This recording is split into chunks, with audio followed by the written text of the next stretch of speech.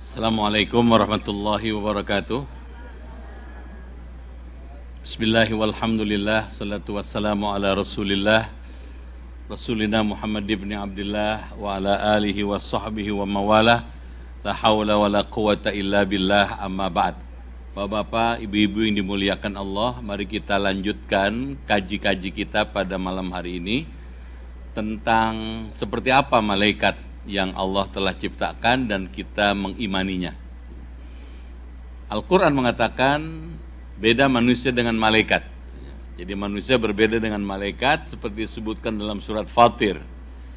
Alhamdulillahi fatiris samawati wal ard, katanya. Segala puji bagi Allah yang telah menciptakan langit dan bumi. Ja'ilil malaikati rusulan. Allah telah menjadikan malaikat sebagai utusan. Rusul itu utusan, katanya. Diutus oleh Allah, katanya. Uli ajnihatin, yang punya sayap, katanya. Mathna wa thulatha wa ruba'. Ada yang sayapnya 2, ada yang sayapnya 3, ada yang sayapnya 4, katanya. Yazidu fil khalqi ma yasha. Allah menciptakan lebih dari itu. Innallaha ala kulli syai'in qadir. Allah Maha Kuasa untuk berbuat apa saja. Berdasarkan ayat itu, beda manusia dengan malaikat. Malaikat diciptakan Allah bisa terbang dengan ajnihah. Ajnihah itu sayap. Ada yang 2 sayapnya, ada yang 3, ada yang lebih dari itu. Menurut ayat lain, malaikat yang paling tinggi derajatnya itu malaikat Jibril. Tandanya apa? Banyak sayapnya.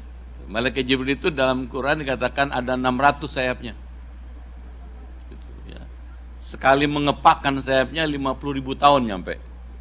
50.000 tahun perjalanan. Masuk akal karena malaikat Jibril adalah malaikat yang ditugasi Allah untuk menyampaikan wahyu Allah secara cepat. Jadi begitu Allah perintah langsung dia kerjain dan nyampe kepada Muhammad dan para rasul. 50.000 tahun itu kalau dibandingkan dengan luasnya langit, itu akan bisa cepat dijangkau. Kalau kita hitung langit itu 100 miliar kuadrat kali 2,5 juta kilometer. Itu kalau dilewati oleh malaikat Jibril cuman beberapa kali kepakan sayapnya aja. Jadi bedanya manusia dengan malaikat, malaikat bersayap bisa terbang, manusia tidak. Makin banyak jumlah sayapnya, makin mulia derajat malaikat itu. Makin sedikit, makin sederhana juga kedudukannya. Kita lihat sekarang. Ya. Oh ini sorry. Mana buktinya malaikat ada? Seperti apa bukti kalau malaikat itu ada? Yang pertama, kesaksian, testimoni Rasulullah SAW. Ibnu Mas'ud menceritakan bahwa Rasulullah SAW melihat malaikat Jibril dengan 600 sayap. Jadi Allah memberikan izin Nabi Muhammad bisa melihat malaikat Jibril dalam 600 sayapnya. Ibnu Katsir mengatakan tiada malaikat melainkan baginya membeli tempat khusus di langit. Jadi malaikat itu punya tempat-tempat yang spesial di langit, serta makam-makam ibadah yang mereka lampaui, yang tidak bisa dijangkau oleh manusia biasa. Dan menurut Rasulullah SAW, langit bergerak dipenuhi malaikat. At-tatis sama bil malaikah. Jadi kalau ibu lihat ke atas, bapak melihat ke langit, ini langit penuh dengan malaikat. Gitu. Jadi malaikat berdiri dalam jumlah banyak menutup langit kita. Dia baru bergerak, berubah pada sepertiga malam terakhir. Jadi kalau misalnya sepertiga malam terakhir, kalau jam sekarang, subuh jam berapa sekarang? 3.40, 3.58. 3.58 berarti dari jam selesai taraweh, udah mulai itu malaikat bergeser ya. Sehingga jarak antara kita dengan Allah menjadi begitu dekat, sehingga doanya manusia, doanya orang yang beriman, ketika sepertiga malam terakhir langsung diterima Allah. Gitu. Jadi bergeser, jadi antara orang dengan Allah seperti tidak ada hijab, tidak ada sekat, karena malaikat bergeser pada sepertiga malam terakhir. Kita lihat lagi. Apa pekerjaan malaikat? Apa sih kerjanya malaikat? Kalau bahasa kampung, malaikat ngapain aja? Gitu.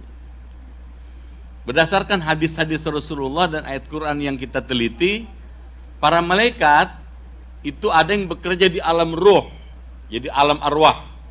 Alam serba sama, isinya ruh semua. Ada yang bekerja di alam dunia di sini. Ada yang memiliki khusus hubungan dengan manusia, yang kerjanya ngurusin manusia. Kita lihat lagi. Kita rinci. Yang kerjanya di alam arwah, di alam ruh, gitu. Apa yang mereka kerjakan? Satu, bertasbih dengan sempurna. Jadi ketika Allah mengatakan fasabbih, maka mereka bertasbih dari mulai disuruh sampai kiamat baru berhenti. Nggak capek? Enggak. Kenapa nggak capek? Karena dia tidak seperti manusia. Dia tidak terdiri dari jasad dengan ruh. Dia ruh saja. Dia nggak pernah capek, dia nggak pernah makan, dia nggak pernah minum, dia tidak berjenis kelamin. Tadi ditanya sama ibu sini, nggak ada jenis kelaminnya dia. Jadi maaf, keliru dan kurang tepat kalau ada orang mengibaratkan malaikat seperti angels. Ada sayapnya seperti perempuan. Padahal enggak. Dia tidak seperti laki-laki, dia tidak seperti perempuan. Gitu. Malaikat. Yang kedua, ada malaikat yang kerjanya hamilul aras, memikul aras Allah di langit.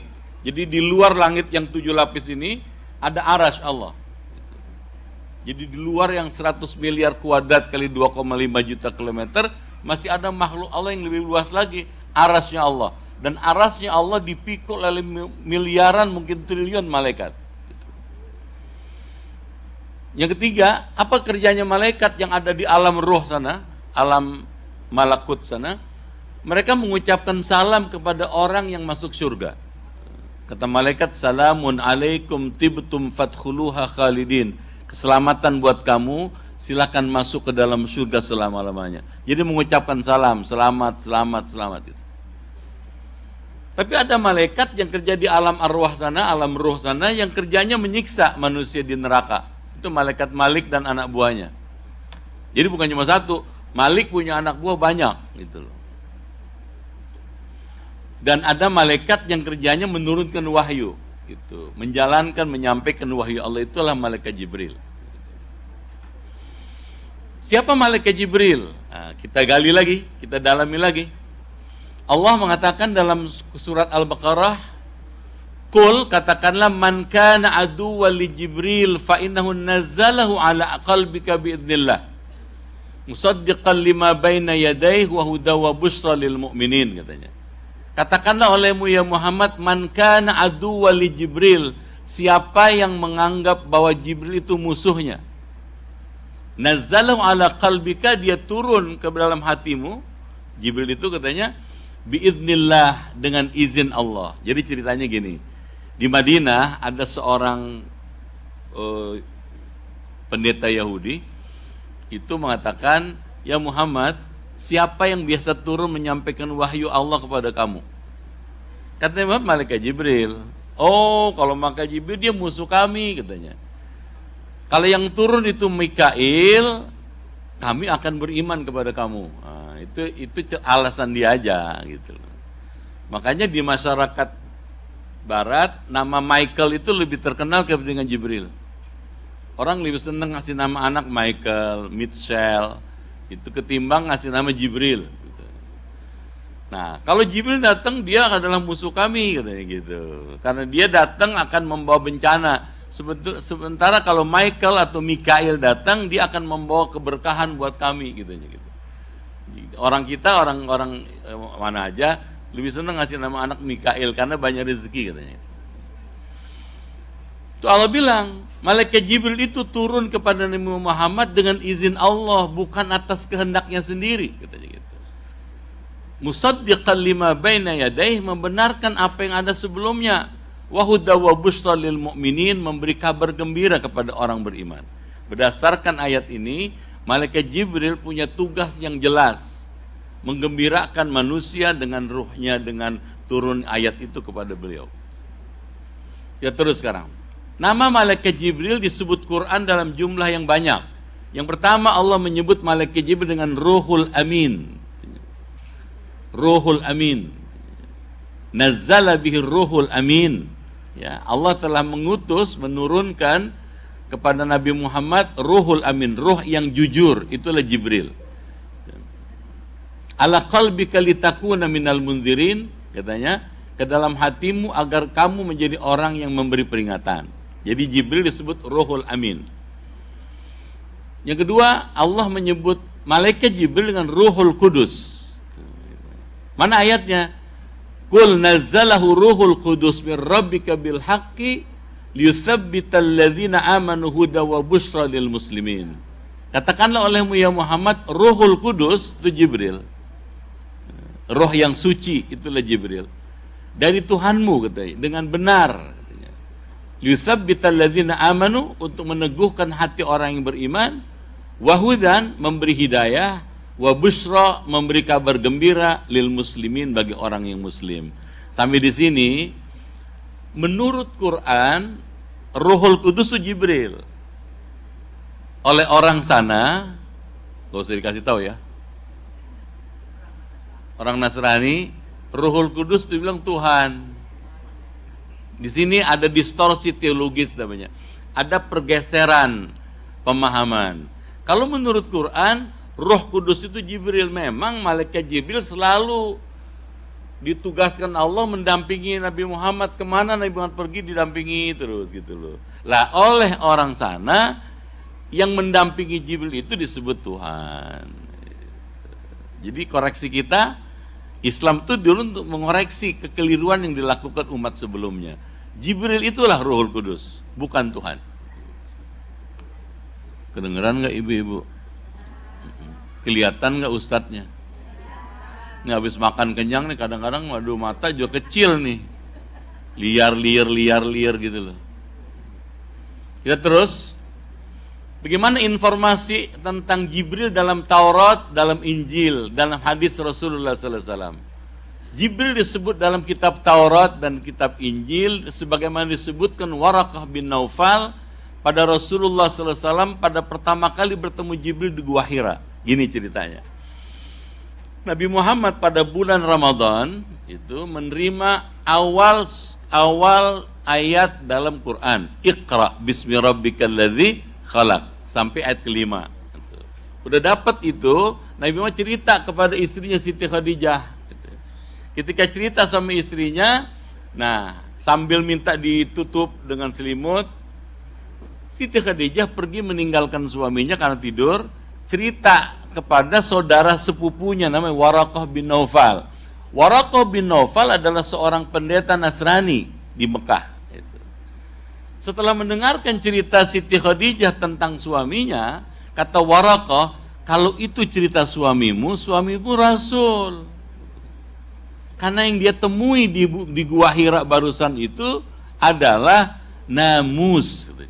Namus itu adalah Jibril, sebutan malaikat Jibril dalam kitab Injil. Jadi orang pertama yang mengatakan Nabi Muhammad Rasul itu justru orang yang ahli kitab suci. Dan Nabi Muhammad diberitahu oleh Siti Khadijah seperti itu, merasa terhibur karena beliau diangkat menjadi Rasul Allah. Orang kedua yang kemudian beriman itulah Siti Khadijah. Tidak lama kemudian Abu Bakar Siddiq, dan yang ketiga adalah Ali bin Abi Thalib. Kalau sampai di sini, Jibril itu disebut dalam Injil dan Taurat dengan nama yang sama, Namus. Namus. Rasulullah SAW menceritakan bahwa Jibril kadang-kadang dalam bentuknya seperti manusia, kadang-kadang seperti suara yang sangat keras kedengeran di telinganya, gitu. Kadang-kadang berwujud asli. Kadang-kadang kalau Jibril datang, Nabi keringetan. Tahu keringetan ya Bu? Kirain udah lupa. Berkeringat, keringatnya besar-besar gitu loh. Tuh gitu ya. Nah, itu tandanya malaikat Jibril datang. Setelah itu Nabi bilang, qala Allah Ta'ala, Allah berfirman dalam Quran gini. Gitu. Nah, ketika Nabi menyampaikan ayat Quran itu, ada yang nyatet, ada yang menghafal. Itulah Quran. Kita terus sekarang. Ada malaikat yang kerjanya ngurusin dunia. Jadi malaikat banyak banget, jumlahnya cuma Allah yang tahu, bertriliun-triliun. Itu mungkin berbiliun-biliun jumlahnya. Karena setiap detik Allah ciptakan malaikat. Kalau ibu wudu, tadi ibu wudu misalnya, itu waktu air wudu kita jatuh ke tanah, itu Allah jadikan malaikat tuh. Dan dia menjadi saksi di hari kiamat kalau kita dulu pernah wudu. Itu sebabnya air wudu yang melekat di muka kita, di tangan kita, disunnahkan untuk tidak dihapus. Sunnah, jangan dihapus. Kalau dihapus jadi makruh gitu. Kenapa? Karena menghilangkan kesaksian malaikat itu. Jangan aja ntar kering sendiri kan. Masa sih sampai kuyup kan nggak mungkin lah. Masa wudu sampai kuyup nggak mungkin gitu. Terus seperti apa malaikat yang ditugaskan mengurus dunia ini? Ada yang ngatur angin, ar-rih itu angin. Ada yang tugasnya itu katanya. Ada menggiring awan. Tuh. Kalau kita naik pesawat kan, awan itu berjalan, itu digiring oleh malaikat. Gitu. Ada yang menurunkan hujan. Tuh. Ada yang menumbuhkan tanaman. Tuh. Bayangin, kecil banget urusannya. Dan masih banyak amal yang tidak terlihat oleh manusia, nggak kelihatan, tapi ada. Gitu. Ada juga yang mengikuti manusia kemana manusia itu pergi. Kata Rasulullah, Inna ma'akum man la yufariqu. Sesungguhnya akan ada malaikat yang selalu menemani engkau kemana saja engkau pergi, illa fi itsnatain, kecuali dalam dua keadaan. Maksudnya gimana? Ada malaikat yang kerjanya ngintilin. Paham nggak ibu? Apa ngintilin ya? Ngikutin kemana kita pergi, ngikutin terus tuh, gitu. Nah, itu malaikat katanya dia tidak ngikutin kita kalau kita dalam dua keadaan. Katanya. Yang pertama katanya fi baital khala, di kamar kecil. Jadi kalau kita masuk kamar kecil dia pisah, dia nggak ikut. Gitu. Yang kedua, ini nggak enak ngomong ini. Ketika lagi bersebada, kalau lagi nyampur sama suami, nyampur dengan istri, itu malaikat misah, dia nggak mau ngikut. Makanya kata Rasulullah, fa'ahyu, malulah kamu kepada malaikat ketika kamu bercampur itu dengan istrimu. Fakrimuhu, muliakanlah malaikat gitu. Bagaimana caranya supaya dimuliakan? Kita memuliakan malaikat ya pakai apa ke, tutup apa ke, ya jangan polos tomo gitu. Apa polos tomo? Ya pakai apa ke, nggak usah diterangin lah. Pakai selimut apa ke, begitu, jangan belantakan begitu aja gitu. Nih hadis Sahih Muslim gitu. Terus ada malaikat yang kerjanya ngikutin kita. Kata Rasulullah hadis Sahih, ketika seorang keluar dari rumahnya, dia melangkahkan kaki yang kanan, dia mengucapkan Bismillahi tawakkaltu 'alallahi la haula wala quwata illa billah. Itu di depan rumahnya ada dua malaikat. Malaikat yang kanan langsung nyautin tuh. Kata malaikat, hudita wa kufita wa wuqita wa tanah anu syaitan. Kamu telah mendapat petunjuk Allah, katanya. Katanya gitu. Kamu katanya telah dicukupkan keperluanmu pergi keluar rumah. Kamu telah dijaga oleh Allah dari segala macam bencana dan dipelihara dari segala macam gangguan syaitan. Tuh begitu kita melangkah, dia ngomong begitu, itu malaikat yang kanan langsung ngikutin. Jadi banyak yang ngikutin kita. Nih ibu duduk sini, bapak duduk sini kanan. Itu malaikat yang ngikutin bapak ibu lagi parkir di atas no. Betul, nungguin aja bosnya lagi pada ngaji. Jadi mulia sekali. Orang yang pergi belajar ilmu mulia gitu. Bukan cuman yang ngikutin bapak dan ibu sekarang. Di atas nih, di atas KJRI ini kita sedang bikin kajian Islam. Itu kata Rasulullah, fa innal malaikata la tadau ajnihata li talibil ilm. Sesungguhnya malaikat sekarang sedang melebarkan sayapnya di atas kita ini untuk menaungi orang-orang yang sedang menuntut ilmu Islam. Dan tuh malaikat sekarang di atas kita sekarang, kalau kita bisa lihat, dia nggak diam, dia baca doa.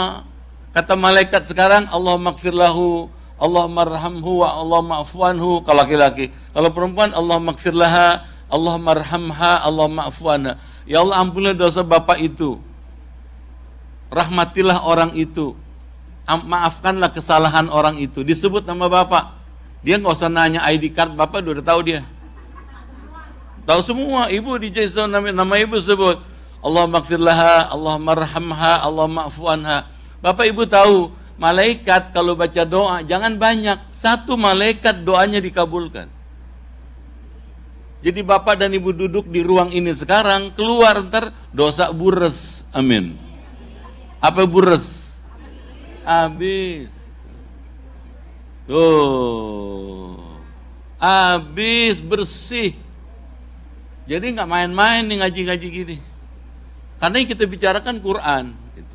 Semuanya sumbernya Quran hadis gitu. Jadi luar biasa malaikat itu. Gitu. Nah, kita terus sekarang. Apalagi tugasnya malaikat? Malaikat menguatkan spiritual manusia dan memberi ilham kebaikan. Memberikan ilham, membisikkan ilham kepada manusia. Kata Rasulullah, sesungguhnya malaikat itu menggetarkan hati manusia. Sedangkan syaitan mendorong manusia pada kejahatan. Bapak nanya sama ibu, datang ke sini, salah satu andil malaikat ke sini. Begitu bapak ingat, ibu ingat, oh ntar malam ada pengajian di buka puasa, didorong sama malaikat, datang aja. Bismillah datang. Bapak dan ibu sengaja pulang kerja langsung buru-buru kemari. Itu ilhamnya malaikat yang ngasih. Atas perintah Allah melalui malaikat Jibril. Jadi kalau malaikat Jibril, ada orang nanya, malaikat Jibril kerjanya menyampaikan wahyu, benar. Sekarang Nabi Muhammad sudah wafat, nabi-nabi tidak lagi diutus. Apakah dengan demikian malaikat Jibril itu retired? Pensiun? Enggak. Jibril tetap kerja, ngapain? Memberikan ilham kepada orang supaya berbuat baik. Jadi kalau begitu gimana? Jangan berhenti berdoa, jangan berhenti beramal soleh, karena malaikat senang kepada orang macam bapak dan ibu. Amin ya. Lebih cakep lagi nih, saya kapan pernah ngomong nih lebih cakep lagi. Kalau ada Chinatown, ada Koreatown, satu saat ada Indonesia Town. Ada Masjid Indonesia, amin. Aminnya pelan. Iya dong. Masjid Indonesia insya Allah. Masjidnya dibikin di Benruka, sebegitu bagus, di atas buat sholat, di bawah tempat pertemuan, sekaligus buat pendidikan anak-anak. Kayak private school gitu, Islamic private school. Di situ diajarin sama kita bagaimana tuh menghadapi perkembangan dunia yang begini pesat. Nah gitu. Nah kata Nabi, man bana masjidan banallahu lahu baitan fil jannah. Siapa orang membangun sebuah masjid walaupun dengan satu bata, itu bangun juga dia satu bata, Allah akan buatkan sebuah rumah di surga. Menurut saya murah dapat surga. Kalau mau gampang apa? Donasi. Amin ya. Setuju nggak? Maaf bukan buat saya kan naik pulang hari Sabtu. Buat kita nih, buat umat Islam, nih umat Islam Indonesia, bikin masjid Indonesia dengan nama yang bagus, disiarkan Islam di sini, ada imamnya, ada khatibnya, ada sholat rawatibnya, di bawahnya dibikin tempat pengajian, tempat pendidikan anak, tempat pertemuan, macam-macam. Bismillah, insya Allah berkah, amin. Dan gak usah kecil hati, semua orang yang punya niat membangun masjid, sepanjang yang saya tahu, selama dia tawakal kepada Allah, usaha jalan terus, insya Allah jadi. Tuh. Kalau bisa, pengurus-pengurus ini sholat hajat terus. Kalau hajat aja 2 rakaat terus, lama-lama digerakkan oleh Allah, jadi tuh masjid. Biar orang bilang susah, bisa. Allah Maha Kuasa. Gitu. Setuju nggak? Terus seperti apa malaikat? Malaikat katanya setiap pagi turun 2 malaikat Jadi ke tempat ibu, ke tempat bapak, turun 2 malaikat. Tuh. Salah satu dari 2 malaikat itu bilang, ya Allah, katanya, berikanlah kepada orang yang kikir ini, kalau dia kikir, katanya, khalafan talafan, kebinasaan, kehancuran. Sebaliknya ya Allah, berikanlah kepada orang yang ini, yang dermawan ini, khalafan, ganting lebih banyak. Jadi setiap pagi ada malaikat turun, jumlahnya 2 malaikat, yang satu ngedoain, kalau dia kikir, jadikan dia binasa. Binasa artinya duitnya bures. Duit dapat banyak tapi nggak berkah. Bu, kedengeran nggak? Tuh. Tapi ada orang yang duitnya nambah lagi terus, ada aja jalan keluarnya itu. Kenapa? Khalafan, diganti lebih baik. Kenapa? Dia senang infak, dia senang sedekah. Apalagi di bulan Ramadan, kata Nabi, afdhalus sedekah sadaqatun fi Ramadan. Seutama-utama sedekah itulah sedekah yang dikeluarkan di bulan Ramadan. Amin. Pelan aminnya. Kalau perkara sedekah di mana-mana, Bu? Sama di Indonesia, di mana sama aja. Padahal sedekah itu, kata Rasulullah, kalau kita ngeluarin sedekah, harta kita nggak habis, nambah. Yang bilang Nabi, mana qasamalun bisadaqatin bal yazdad.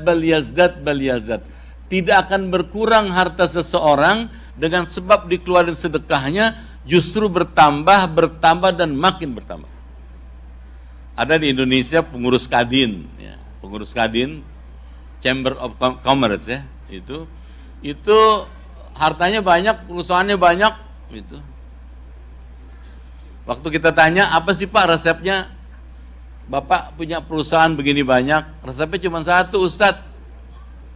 Apa katanya? Saya senang sedekah. Tuh. Dan katanya, kata Rasulullah, orang yang sedekah itu, apalagi sedekahnya diberikan dengan tulus, itu gantinya tikal-tikal. Apa tikal-tikal? Berlipat-lipat. Dan jangan salah, sedekah itu kalau kita keluarkan, tutfiul bala, dapat mencegah bencana. Saya punya contoh banyak. Orang yang suka sedekah, hidupnya nggak pernah susah. Ada seorang pejabat eselon 2 Departemen Keuangan.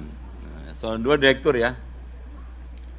Eselon 2 Departemen Keuangan, ditugaskan menterinya untuk keliling Indonesia sebelah timur, Bali, NTT, NTB, terus keliling untuk menjelaskan tentang undang-undang. Udah selesai dia dari Bali, dia kemudian ke Bandung gitu loh. Waktu itu ada pesawat dari Bali ke Bandung. Sampai di Bandung, dia keliling dulu ke rumah saudara-saudaranya, silaturahmi. Jam 5 sore pesawat berangkat dari Bandung ke Jakarta. Dia datang terlambat. Waktu dia datang terlambat, pesawat sudah take off. Wih, marah dia. Marahnya kayak apa? Sama petugas. Saudara tahu nggak? Besok saya mesti lapor menteri begini, macam-macam. Belum mingkem, apa mingkem? Belum begini berhenti. Ada pengumuman di sound system. Pesawat nomor penerbangan ini menuju Cengkareng, Jakarta, jatuh di Margahayu. Ada kan? Jatuh, waduh, tuh bapak begitu dengar pesawat yang dia nggak jadi naik, jatuh di Margahayu, langsung takbir. Dia terus sujud syukur kepada Allah. Kenapa? Rupanya terlambatnya itu ada hikmahnya. Allah menyelamatkan dia. Dia naik pesawat berikutnya, sampai rumah di Jakarta, dipanggil semua anaknya, kerabatnya, bilang, kumpul sini semua, ngapain katanya? Ayo kita baca doa, kita syukuran. Ada apa? Tuh, dia selamat dari kecelakaan. Waktu ditanya, apa sih resepnya kamu kok bisa selamat begini? Gitu. Resepnya cuma satu, dia tiap hari nggak pernah berhenti sedekah. Amin. Pelan aminnya. Ih bener Pak. Ih bener. Tuh sedekah, ya Allah benar-benar tuh. Tuh, betul. Dan Allah ganti itu, Allah ganti lagi. Ada lagi contoh nih fakta. Ada seorang guru, dia lebih tua dari saya jauh, ya, ngajar tafsir di Jakarta. Dia punya rumah bagus di Menteng, punya mobil bagus. Dia pergi ke Bandung naik bus, gitu. Waktu dia ke Bandung naik bus, balik lagi mau ke Jakarta, dia cari stamplas bus, cari kan kalau sana kan ada satu deret ke Jakarta, sederet Tasik, sederet ke Cirebon, sederet ke Serang gitu. Dia naik di jurusan Jakarta, naik di paling depan dia duduk. Baru duduk barang 5 menit, dia rasanya nggak enak nih. Dia pindah ke belakang, ke mobil kedua yang masih kosong. Begitu dia naik di mobil kedua yang masih kosong, mobil yang tadi dia tinggalin jalan. Mobil dia maju, penuh, berangkat. Sampai Raja Mandala, masih ingat nggak? Dulu belum ada Cipularang belum, Raja Mandala. Begitu sampai Raja Mandala, jalanan macet. Waktu macet, kenek nanya, ada apa macet? Orang sono penuh di pinggir jurang. Noong, apa noong?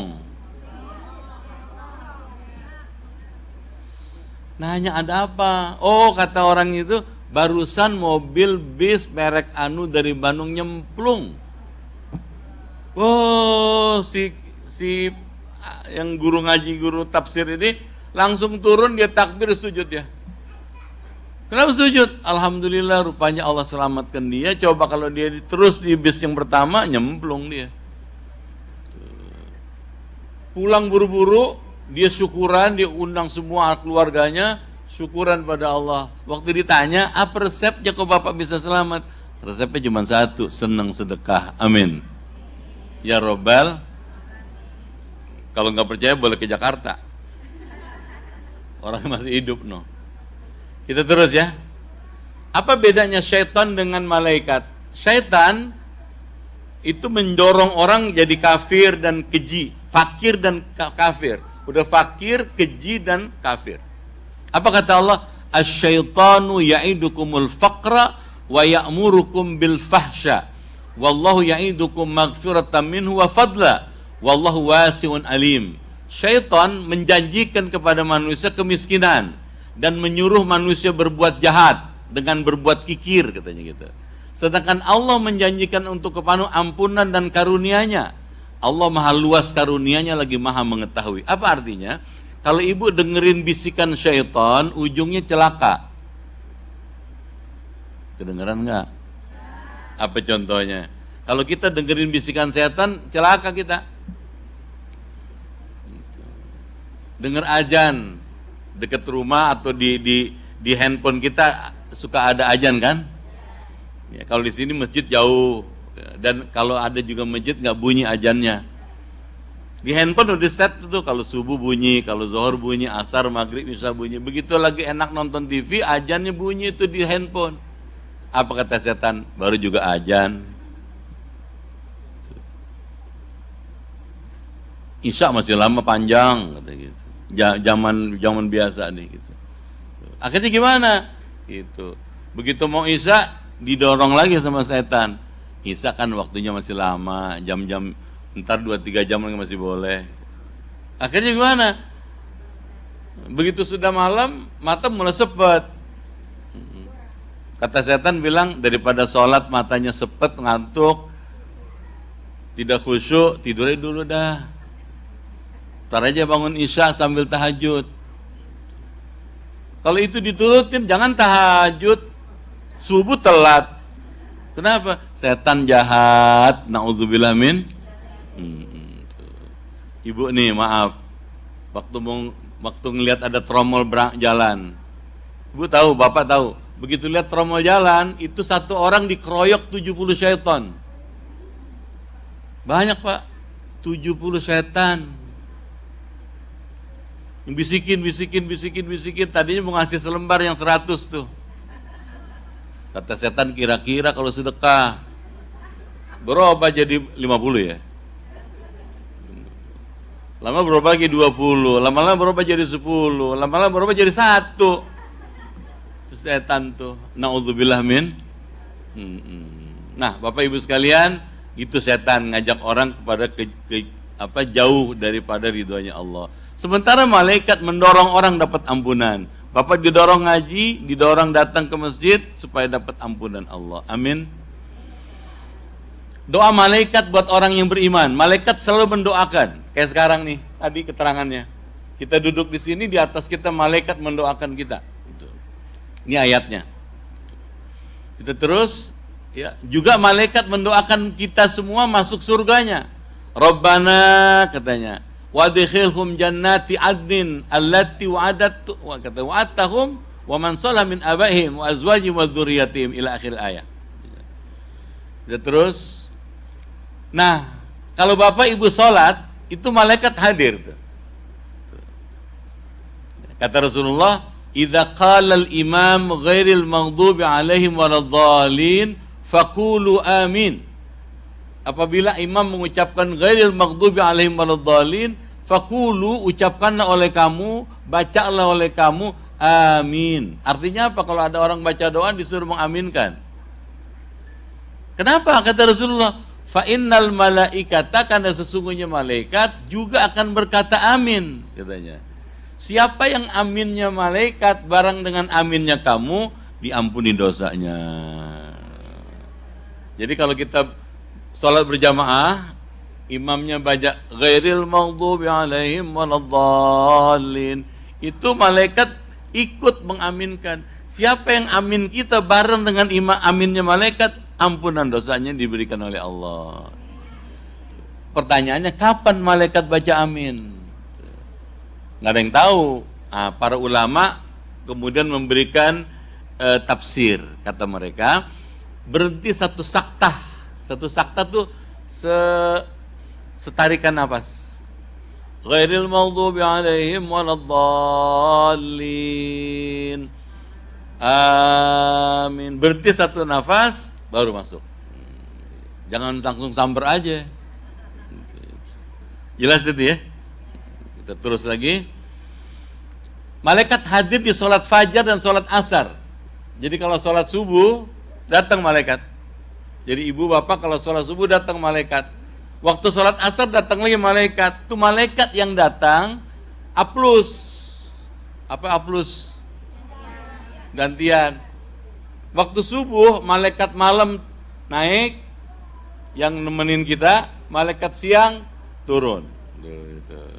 Yang menarik adalah ketika malaikat malam itu naik ke langit, dia lapor sama Allah, ditanya sama Allah, ma fa'ala abdi inda tarkihi.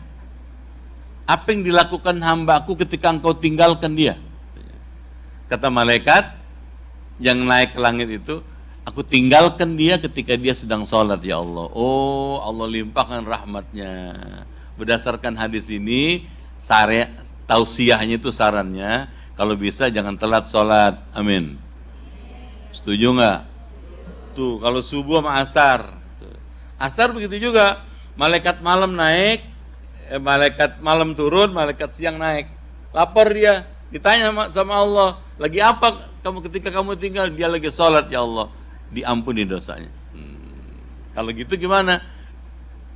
Bener hadisnya, kata Rasulullah, man sholal bardain dakhalal jannah. Siapa orang sholat di dua waktu yang segen, waktu segen itu subuh dengan asar, dia masuk surga. Jadi kalau dua waktu ini, subuh sama asar bisa tepat waktu, maka yang tiga sisanya pasti bisa. Tingkat kesulitannya lebih rendah dibandingkan subuh dengan asar. Makanya maaf, orang kalau telat biasanya sholat dia kalau nggak asar subuh deh. Kecuali orang Los Angeles. Kenapa berat subuh? Ada jemaah saya bilang, Ustadz saya kalau sholat nggak keberatan kecuali subuh doang berat banget. Kalau bisa jangan 5 waktu deh, 4 waktu aja katanya. Masih minta korting, ya Allah. Kenapa berat subuh itu? Kita terus ya. Nah, malaikat turun ketika orang baca Quran. Jadi kalau ibu bapak baca Quran di rumah atau di sini, turun malaikat. Karena malaikat tuh terbang keliling gitu. Ketika tahu ada orang baca Quran langsung turun dia. Gitu. Ya. Ngapain? Yastami'una lahu, mendengarkan orang yang baca Quran itu. Hadisnya Bukhari Muslim. Jadi kalau gitu gimana? Orang yang baca Quran dicintai Allah, dicintai malaikat. Saran saya, kalau bisa jangan lupa baca Quran. Setuju nggak? Di rumah, di kantor bagus baca Quran. Di jalan baca Quran. Quran itu kalau dibaca ya Allah, hati tenang. Bener nggak? Apa bedanya dengan baca Quran? Kalau baca Quran, tekor pikiran. Coba ya. Begitu baca, gitu. Ada ini, macam-macam. Tapi kalau baca Quran tenang hati kita. Kenapa? Memang begitu Quran diciptakan oleh Allah. Gitu. Nah, ada riwayat panjang ini, ya. Ini sahabat Usaid bin Khudair. Ini fakta nih. Usaid bin Khudair ini sahabat Nabi, dia tiap malam tahajud. Sekali malam dia sholat tahajud, ketika dia tahajud, dia mendengar suara meringkik, ya. Meringkik dari kuda yang dia miliki di belakang rumahnya. Meringkik, itu tahu meringkik ya? Meringkik sambil menghentak-hentakan kakinya. Gitu. Tapi kalau dia berhenti baca Quran, berhenti juga meringkiknya, berhenti menghentak-hentakan kakinya.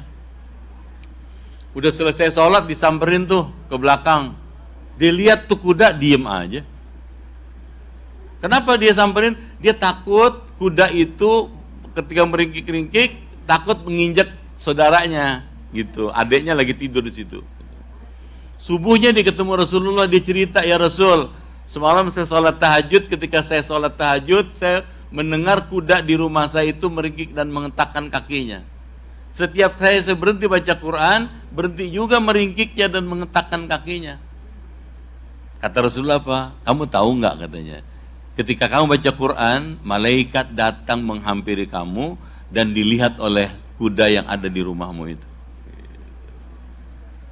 Dan malaikat senang kalau ada orang baca Quran di rumah gitu. Jadi kalau gitu gimana? Supaya rumah terasa hangat, sarannya gimana? Baca Quran. Amin. Setuju ya? Malaikat hadir di majelis zikir sekarang nih. Kalau Bapak bisa lihat di sekitar kita, di mana-mana di pojok-pojok ada malaikat yang hadir mengikuti zikir yang kita lakukan. Kita sekarang sedang zikir. Zikir itu 3 macam. Ada zikir dengan lisan, subhanallah, subhanallah dengan lisan. Ada zikir dengan hati, orangnya diam tapi zikir. Kedengeran nggak? Apa ada orang diam tapi zikir? Bisa. Ceritanya nih, ada hadis sahih. Nabi Muhammad mau masuk ke Masjid Nabawi. Begitu sampai di depan pintu ada setan berdiri, ngejegrek aja. Berdiri itu setan. Di dalam masjid ada 2 orang, yang satu lagi sholat, yang satu lagi rebahan, bukan tidur, rebahan, berbaring. Nabi tanya kepada setan, ayuhas syaitan lima lam tadkhul hadzal masjid. Setan, kenapa kamu tidak masuk ke dalam masjid? Kata setan, ini akhafu man yanamu fi hadzal masjid. Saya takut dengan orang yang lagi berbaring di masjid.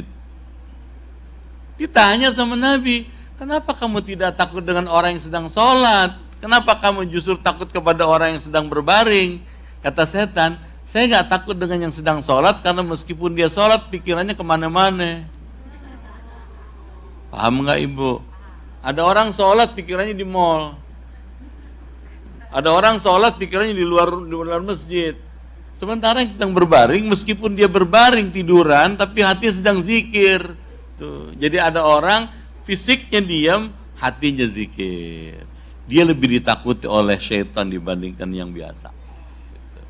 Bapak Ibu yang dimuliakan Allah, malaikat berselawat kepada orang beriman. Jadi baca selawat dia. Makanya kan, innallaha wa malaikatahu yusalluna 'alan nabi. Ya ayyuhalladzina amanu sallu 'alaihi wa sallimu.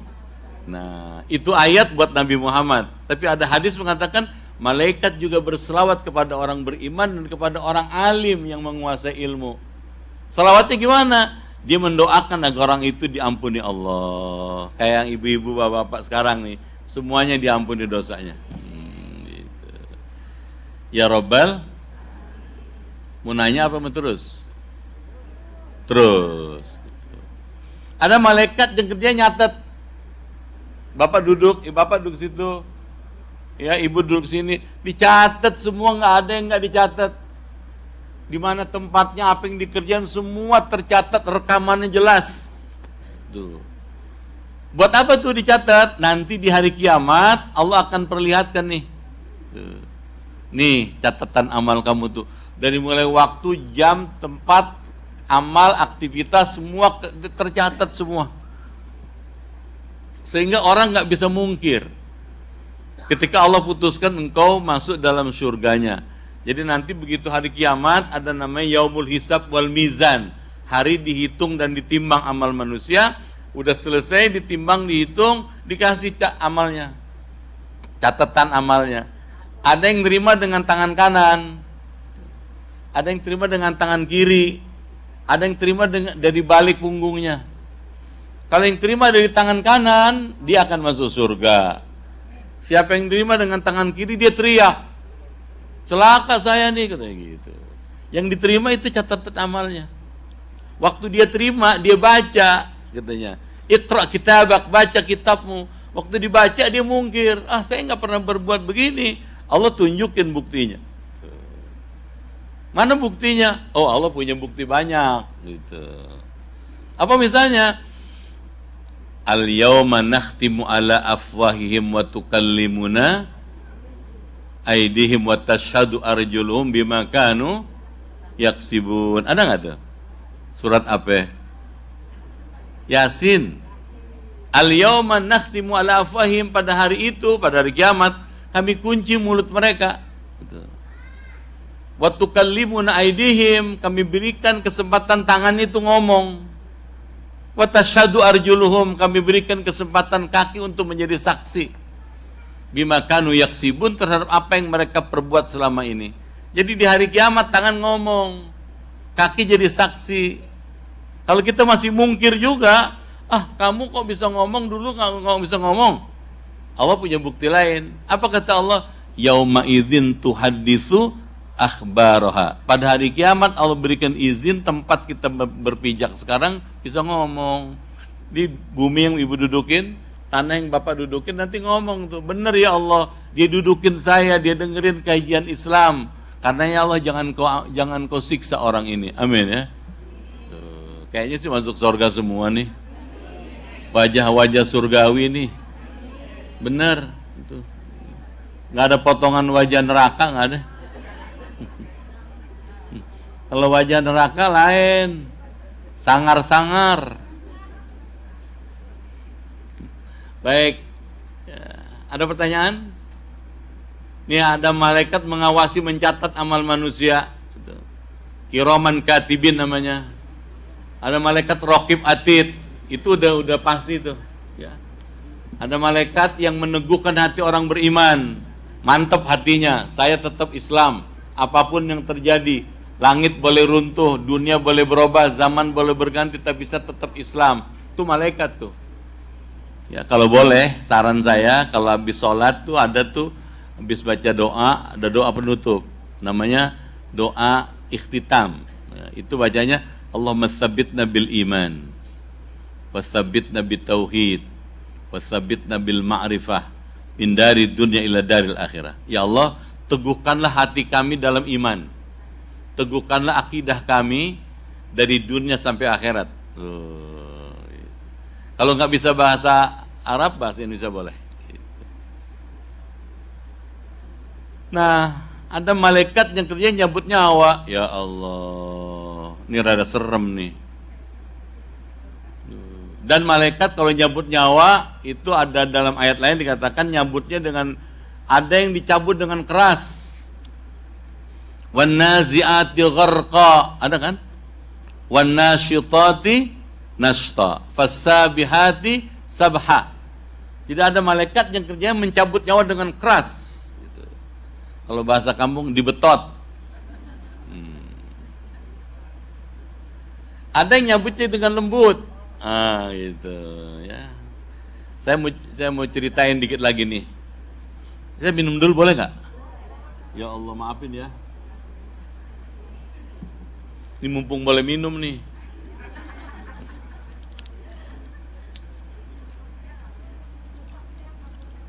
Siang nggak boleh.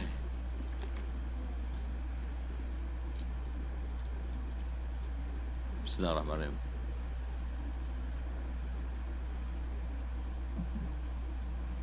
Ya, orang kalau meninggal itu malaikat yang terlibat banyak.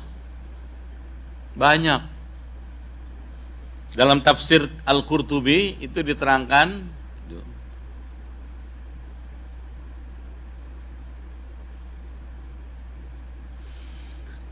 kalau orang mau meninggal, udah ditentukan oleh Allah, si A bakal meninggal hari anu, tanggal sekian, dan di anu, menit anu, di tempat anu. Gitu. Kapan ditentukannya? Jauh sebelum kita lahir, ketika kita masih berumur 120 hari dalam kandungan. Jadi kira-kira 4 bulan. Jadi ketika bayi, janin itu berumur 4 bulan, ruh itu diturunkan. Arsalallahu ilahi ruhahu, Allah utus malaikat untuk meniupkan ruh. Begitu ditiupkan ruh, ditulis itu 4 hal. Salah satu adalah kapan meninggalnya, di mana tempatnya, dan seperti apa detik menitnya. Jelas. Jadi kita sekarang hidup ini tinggal jalanin kontrak. Udah jelas kapan meninggalnya, kita nggak dikasih tahu. Sengaja nggak dikasih tahu. Alhamdulillah. Kalau dikasih tahu meninggalnya kapan, repot. Repotnya gimana? Kayak orang mau di eksekusi tuh. Jam 00.00 bakal dieksekusi. Udah. Minum Pak? Enggak kepengen. Makan? Enggak kepengen. Ngapain makan? Udah enggak kepengen lagi, ntar jam 00 bakal ditembak kan gitu. Kita alhamdulillah emang sengaja nggak dikasih tahu supaya apa?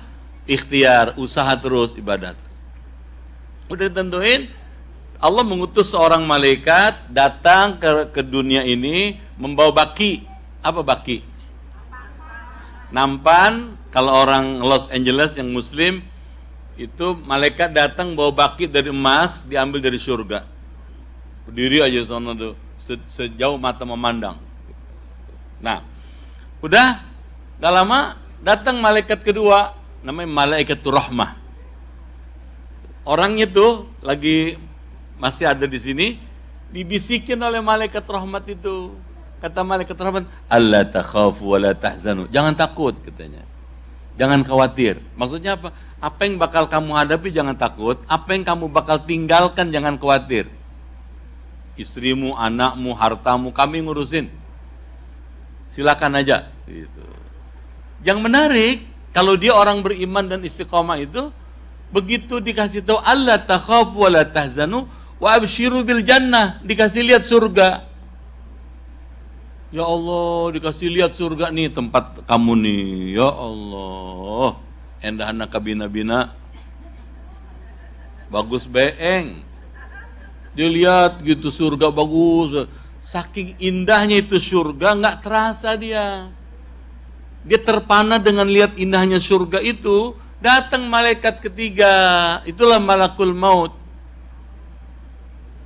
Ketika dia sedang asik melihat indahnya surga, malaikat ketiga datang, dicabut ruhnya. Perlahan, wan nasyitatin nashta, perlahan sekali dicabutnya dengan lembut. Gitu. Dia nggak terasa. Kok bisa nggak terasa? Oh, kalau lagi normal, nyabutnya orang dicabut ruh sakit. Bapak Ibu tahu Nabi Musa. Nabi Musa dalam kitab tafsir katakan, ketika dicabut ruhnya, udah dicabut ruhnya dibawa oleh malaikat ke menghadap Allah. Allah tanya, "Ya Musa, kaifa tajidul maut?" Musa, bagaimana rasanya mati? Nabi Musa jawab, "Ya Rabb, innal maut syadid," katanya. Ya Allah, mati sakit beeng. Apa sakit beeng? Sakit banget ya Allah, gitu kata Nabi Musa tuh. Ditanya lagi, Allah udah tahu. Allah cuma mau bikin ilustrasi buat kita sekarang. Kayak apa sakitnya mati, katanya gitu. Ya Allah, katanya sakitnya mati kayak orang dikuliti. Tahu kuliti? Kayak kambing kalau Idul Adha itu dikeset. Kulitnya dilepas. Badan yang sudah tidak ada kulitnya ditempelin besi panas. Oh, sakit ya Allah. Kayak begitu. Tuh kata Nabi Musa tuh. Bagaimana kita, Nabi bukan, Hansip bukan.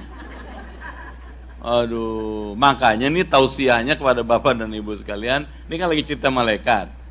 Tausiahnya apa? Diperlu-perluin deh tuh, barang sekali kayak dalam 5 kali sholat baca doa. Allahumma hawin alaina fi. Itu doa klasik tapi mahal. Kita bakal ngalamin pasti itu, cepat atau lambat kita nggak tahu kapan, pasti ngalamin. Kita kepengen enteng tuh. Apa iya bisa ringan, enteng? Bisa jawabannya tuh. Kayak apa orang yang meninggal dengan husnul khotimah, yang dicabut ruhnya terasa lembut dan enak, tidak terasa. Seperti dalam Quran ada surat Yusuf, ketika zaman Nabi Yusuf di Mesir. Nabi Yusuf tinggal di rumah Siti Zulaikha tuh ya. Rumah Siti Zulaikha ingin banggain nih, kayak apa nih gantengnya Nabi Yusuf, diundang tuh dharma wanita seluruh Mesir. Kalau kata kita dharma wanita lah. Istri-istri gubernur, istri pejabat, bupati semua diundangin datang ke rumah dia. Dikasih tuh semua apel dengan pisau, kasih satu-satu pegang. Nabi Yusuf suruh jalan, sup, katanya gitu. Nabi Yusuf lewat di depan ibu-ibu yang itu. Dia pada lagi motong apel, dia nggak terasa tangannya kebeler. Apa kebeler? Kesayat. Dia nggak berasa tangannya tersayat gitu loh. Kenapa? Oh, ini sih bukan orang nih, malaikat nih gitu. Nah kayak gitu tuh. Dalam keadaan normal, tersayat pisau tajam dong, perih dong, betul nggak sakit. Tapi ada sesuatu yang menakjubkan, dia nggak terasa kalau itu perih. Sama orang juga kalau dia beriman, beristiqomah, ketika dia meninggal dicabut ruhnya, yang sebetulnya sakit nggak terasa sakit. Kenapa? Ada sesuatu yang dahsyat yang sangat nggak pernah dia lihat sebelumnya. Itulah surga. Dikasih lihat surga, bagus banget tuh surga. Dicabut ruhnya pelan, nggak terasa. Itulah orang Los Angeles. Amin ya. Muslim Indonesia Los Angeles. Pesannya sederhana, jangan berhenti ibadah. Senang susah ibadah. Sehat sakit, apalagi enak tinggal di sini, makan enak, segalanya enak. Jangan nggak ibadah. Tuh. Setuju nggak? Tuh ngaji-ngaji begini nih Bu, untungnya gede Bu. Betul apa enggak? 1 jam 70.000 rakaat. Dari jam berapa tadi Ibu datang? Coba sampai jam sekarang nih, ya Allah. Kalau dihitung semua amal kita seminggu ketutup mengaji ini 2-3 jam. Insya Allah gitu ya. Nah, ini malaikat ya. Malaikat memuliakan orang yang baik ketika wafatnya. Jadi kalau orang meninggal baik, dia dimuliakan malaikat. Amin. Ya Rabbal Alamin. Cukup ya? Nggak pakai pertanyaan ya? Oh, ada ngaji malaikat nggak pakai pertanyaan. Besok mau ngaji lagi. Kita bahas yang lain yang sampai tuntas ya. Soal akidah terus supaya mantap akidahnya. Karena orang tinggal di Los Angeles, kalau akidahnya mantap, dia nggak akan goyang. Kalau akidahnya lemah, dia bisa ikut ke sono ikut kemari. Tuh, yang repot kalau cuman ikut gitu terus lama-lama pindah kan repot. Ya Allah, jangan sampai gitu. Ini mesti bertahan. Di sini semuanya enak, alhamdulillah. Kerupuk ada kerupuk tadi tuh saya lihat. Saya juga ya Allah ada kerupuk di sini.